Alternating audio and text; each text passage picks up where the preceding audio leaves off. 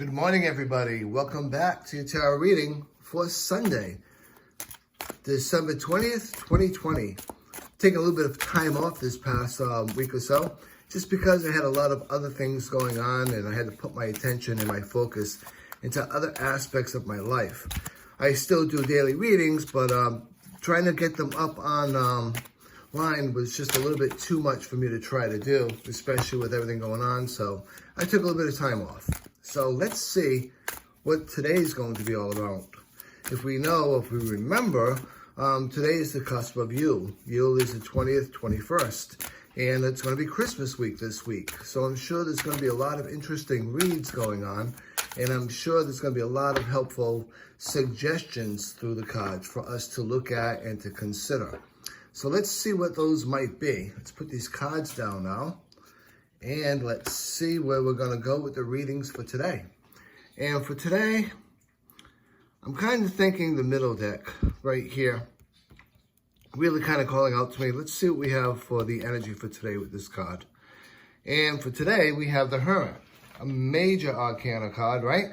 So when we look at the Hermit, we talk about the Hermit, some of the things that do pop up and some of the things that we do want to consider with the Hermit, some keywords anyway: spiritual enlightenment. Spiritual enlightenment, soul searching comes to mind. Self-reflection comes to mind. If you remember, this card came up not too long ago too. Excuse me. So it's really kind of telling you to really get some introspective work done, to really contemplate about your next move. If you notice with the Hermit card, he's standing still, he's looking forward, but he's not running or going forward. He's contemplating. And this is a good sign, a good time for you to do the same thing.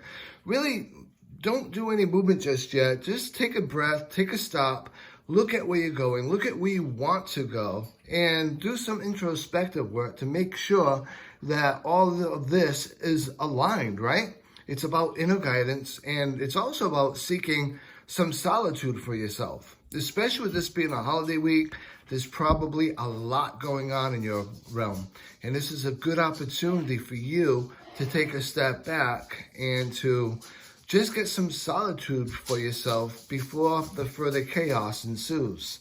So some thoughts to consider, and some thoughts to really look at for yourself is one, first and foremost, lead by example. You want to listen to the universe on this one. You want to listen to that inner voice that you have on this one, more so than anything on the outside. But whatever you want to do, whatever you're considering doing, make sure you're leading by example. You're putting your good example forward for others to follow.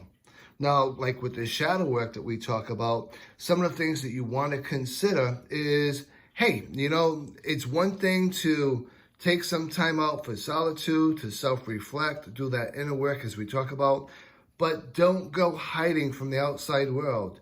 Don't become literally the hermit and not want to contend with anything that's going on the outside. Our outside stimuli is important for us and for our vibe to help us grow, to help us go down that path a little bit further. So it's important for you to not stick your head in the sand and hide away from everything. This is also an opportunity for you to challenge your social anxiety. If you do have social anxiety and it is something that becomes an issue for you, this is a good opportunity for you to recognize that, to see that, and to challenge it. You don't have to run out and do a speech in front of a group of people. I know a lot of people have this fear of public speaking, but you should go out there and step by step, little by little, challenge that social anxiety by doing little steps to move yourself forward and away from it.